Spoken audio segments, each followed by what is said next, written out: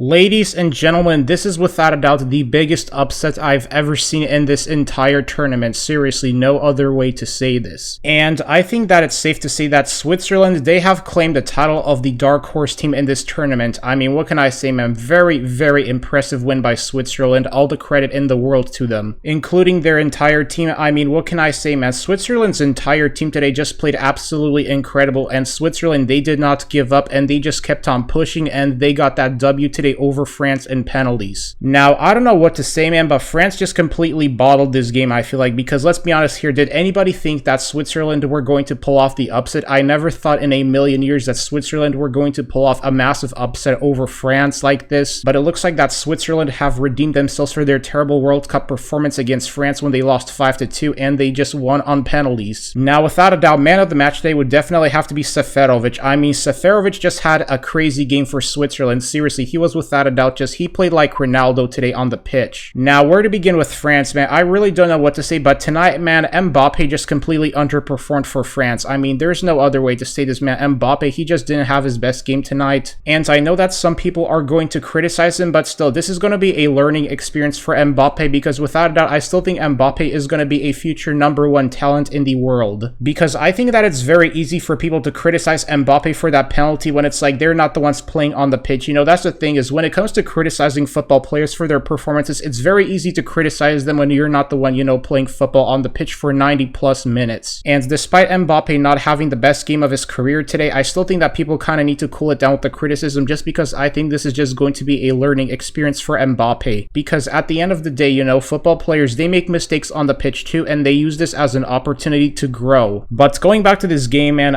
Switzerland's keeper, man, he came up in the clutch. Jan Sommer just had a crazy save right there, you know, to help Switzerland win on penalties, and now they are advancing into the quarterfinals. So very, very big win for Switzerland, especially for a team that finished third in the group stage, man. They just tonight pulled off the biggest upset in this tournament. I mean, seriously. Now, one thing that I took away from Switzerland's performance in this game is just their ability just to pocketed France's front attack and their midfield. I think that Switzerland did a heck of a job today of just pocketing France throughout most of the game, especially in the first half. Like, this is what I mean when I say don't count Switzerland out, because from past tournament games, man, Switzerland just have known for being a very tricky and a very tough team to play against, because, you know, Switzerland, they're that team that was able to beat Spain at the World Cup in South Africa 11 years ago. And sure enough, this feels like Switzerland's 1-0 win over Spain in the World Cup in South Africa 11 years ago right now, because that is the last time that Switzerland have pulled off a very major upset. But I don't know what else to say about France, man, but it's just France were just absolutely wasteful on their finishing in extra time, I feel like